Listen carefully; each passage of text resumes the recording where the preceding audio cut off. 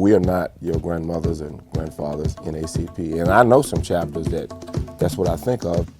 We wanted to make this organization that already existed, that had a name, to see if we could make it work more effectively for justice in our community. Isadore was didn't really fall in line with the actual way that most blacks felt. He didn't kiss people's butts. He was, yeah, he was reticent also in the fact that there were things going on that he didn't always talk about. He was not a talkative person. He was quiet, rather laid back and reserved. And there might have been things going on that someone may have been able to help him, but he just wasn't the type that talked. He was his own man. Yes, and he felt like, I remember once, I've never forgotten until this day, and I'm quite old and quite in age, but I was quite young then. I guess I must have been about 7 or 8 years old. And he was sitting on the side of the bed, and he said, "I want you to see something." And so I walked up and to the bed, and I was wondering, what did he want me to see, And so he took his pants off the bed, and he put his pants, foot in the leg of the pants and pulled it up. And then he took the other one and pulled it up. The whole time he's watching me. He said, "You see how I put my pants?" And he stood, of course, and pulled them away. He said, "Do you see how I put my pants on?" And I said, "Yeah." He says, "That's how every man puts his pants on, which means that there is no man better than you." He says, "You are just as great as any man that has ever walked on earth." And I never forgot that. Until this day, I remembered that I put my pants on the same way every man puts his pants on. Consequently, that person does not have any power or jurisdiction over me other than the fact that we're both men. And so that's how I think what he did, he lived before his time. He lived in today's world as opposed to 1954 when blacks were considered nothing but trash, as a matter of fact. And the sad thing about that is that until this day, blacks are perceived as less than, and it's unfortunate, but it's true, that they have that feeling of superiority. Now that happens because they've been taught that they have that. It's certainly getting better, and as the old ones die, the young ones will come on, and you'll have less of it. But it's still there, and it's being taught from generation to generation. If that was not so, we wouldn't have a president like President Trump. You wouldn't have that. They heard him clearly when he was talking. That element that elected him heard him very clearly in his speeches.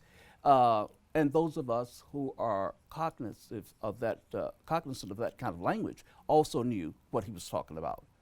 He was saying that I'm going to take America back to the place that it used to be. That's what he's saying very clearly. We're going to take America back.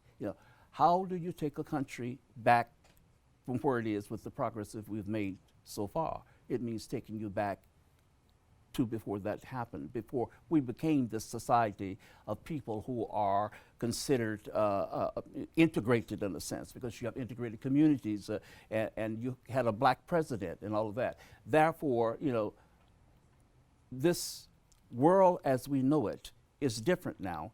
I am the person that will take it back for you. They heard that clearly when he said that, and they knew exactly what he was talking about. Well, I think that was more than clear to those of us that are awake and not in denial. Yes. And when someone tells you differently than what you just said, they're lying. Yeah. It's a dishonest conversation. I would suggest to extricate yourself from that conversation as soon as possible. And this does not mean that you hate people of another race. It does not mean that you are racist or anything like that. It simply means that you're facing reality and you speak truth to power. And that's what it's about. You don't just assume that everything is okay when you know in your heart that it's not, and you get yourself into that state of denial when you know that it's not. Because all you have to do is look around you and you'll know that. Count the number of CEOs we have in this country, like that. I remember something about when President Clinton was president. I remember that he said, when he's running, I'm going to make the cabinet look more like America. And for the first time in my lifetime, I've been following politics since I was in my 20s, So we're talking about 50-some years that I've been following politics. When he said that, I'm going to make the cabinet look more like America, no one's really paying attention to him that much, because they are used to people lying, particularly those who are in politics. And so, but then when he became president, then he did exactly what he said he was going to do. We had all of these blacks in cabinet positions that was in his office. Never had been done before in the history of our country in office that he had placed there. So we don't want this man because he's setting a precedent that we'll all have to follow after this. You're concerned about Donald Trump, aren't you? Yes. Well, I mean, we know, because, I mean, as I said, as you said, those of us who are marginally intelligent knows exactly what his agenda was. I mean, it was not a surprise to any of us. All right. So with as I said, with Clinton, they knew that if he set that precedent, others would have to follow, otherwise they'd be considered or called racist. So they hated him for this. So what did they do? They found a way to try to impeach him. So they couldn't do it on the Whitewater scandal. So then they chose to do it with a person in a sexual contact. So that's why he was not, America re-elected not only him, but the House after that, because they were angry about the fact that that's a personal thing between a man and a woman, and that it was not something that was impeachable. There were no crimes and misdemeanors and things of that sort. It was simply a contact between a man and a woman, consensual on top of that. So it was no need for that. So that's why he won. Now, my problem is with Nancy, and I love Nancy. I think she's great. I refer to her like I refer to Ruby, small but fierce. The problem with her is that she thinks there's going to be a repeat. You're talking about Nancy Pelosi? Nancy Pelosi.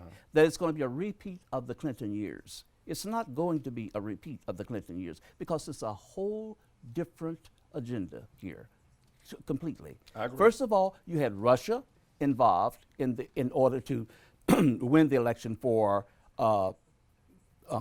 Trump. The Russians have been trying to get him to run for president since 1988, which a lot of people don't know. Since 1988, because what happened is that because of all of these bankruptcies with the casinos and things in Atlantic City and everything else, no bank would make him a loan. So the only place that he could get that loan was in Russia. But at the same time, a man that makes you can break you. And control you. And control you, absolutely. So that's what he did. So he is, yes, he's acting, in my opinion, and I'm saying this theoretically because I have no empirical data to support it, but I'm willing to put money on it, that he got himself into trouble with Russia, and now they're saying payback. And so we're having to suffer that, unfortunately. Well, oddly, a whole lot of people believe that. Yeah. I want to get back to Isadore. I want to ask you, how old were you when he was lynched? 11. Why do you think, what was the motivation behind the lynching? The motivation behind the lynching, I'm certain, was his land and his money. And the reason why I say that, because it disappeared after his death. So that would be obvious, that why is that when my oldest sister, Marion, goes to pay the tax, that there's no land to pay tax on. I mean, this has been done every year. And what? So it all began there. So it's very obvious that it was the land. Well, I agree with you, and I think some of the people, we've had a number of journalists and similar types who've been by here and throughout this community wanting to interview people who knew Isadore Banks or who may have known something about Isadore Banks. As I said, most of them declined to be interviewed because they were afraid. And this is just recently. After that many years, even they're still afraid. Fear. And and of course, black fear of white power is normalized and is backed up by the control of jobs and wealth and other things in a community. But at any rate, as well as protection. Yes. So, what land in particular do you think they wanted? Because normally when they want your land, it's because something is about to happen. The powers that be will know of an industry coming. They'll know of a highway is about to be built, of some, maybe the casino. Where was his land? Is there anything, or do you know, is there any industry or business concern today that might be where Isadore Banks' land was actually located? Well, you've got a lot of subdivisions. You've got River Trace, and you've got the other areas that going along the highway. That for that First Baptist Church is whatever that road is there. I've forgotten the name of that road. You're going around the corner there and going into Marion. Okay. There, yeah, and there was also some land near Earl that he had as well, and of course he rented a lot of land as well in addition to his own. Had any of his land started to come up missing before his death? No. Did you know anything about? No, not to my knowledge. Okay. Yeah, not to my knowledge. Now the dog track, Southland came here in around about 1956. Right. You don't think that some of that land might have been his, do you? I don't think so. What about the not- expressway not coming sure. through? Yes. That some of would that have land with the express. That would have been. Because those yeah. who would have profited from the expressway being built might have wanted their hands on that land. Yeah. And they would have known years in advance of governmental plans, because that's one of the reasons why people seek government offices, so that they are in the know about what's about to come down or what's about to happen. And if he had some land that somebody would want it, it's interesting that when Isadore Banks was killed, his land and money all came up missing. So he had money in the bank, didn't he? Yes. So that meant that whoever the presidents and the officers of the bank were, they knew. They were, yeah. That meant that the local elected officials would have Right. known. Or what about the county judges and prosecutors? They would have known, As and well. the sheriffs and Right. the police chiefs. Right. So it would have taken a consortium of all of these people to hide all of this, wouldn't it?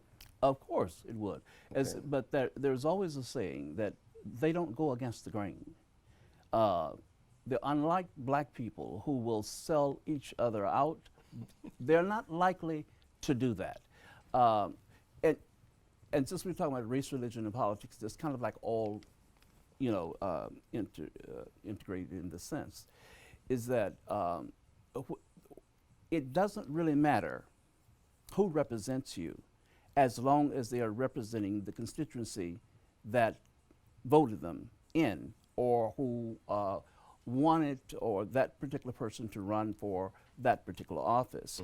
And I'm saying this because at the time, all our politicians were white.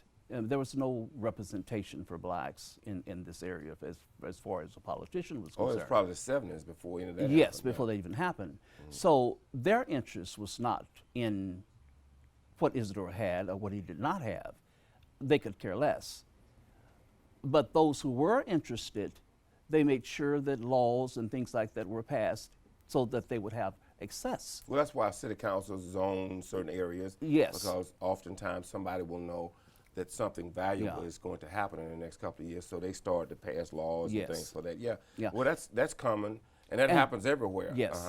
But the sad thing about it is that we sometimes we are misguided in our thinkings that if you have a black politician, everything is going to be all right. That's not true. There are some white politicians now that are better than some of our black politicians. If you are elected, for example, as a black, to represent a constituency, and that constituency more than likely is going to be black. Right, yeah. If you represent it, you are supposed to be representing them. It's okay. It doesn't mean that, as I said, it doesn't mean that you don't like white people or that you're racist, but you were elected to represent. Isn't it interesting specific that we're always constituency. having to explain that? Yeah, Why do we have to explain that we don't hate white people? right. We didn't create slavery. We didn't create Jim Crow. We didn't create segregation. So what am I explaining? But yet we always feel the need to explain, well, no, we don't hate whites because somebody made the false argument that if you are trying to raise up black folk from an obvious marginal position, that they have made that equal to hating and disliking whites. So that's a classic straw man argument. And it's a dishonest conversation. And for those who present themselves with that kind of argument, black or white, I don't want to talk to you. We are not your grandmothers and grandfathers in ACP. And I know some chapters that's what I think of. We wanted to make this organization that already existed, that had a name, to see if we could make it work more effectively for justice in our community.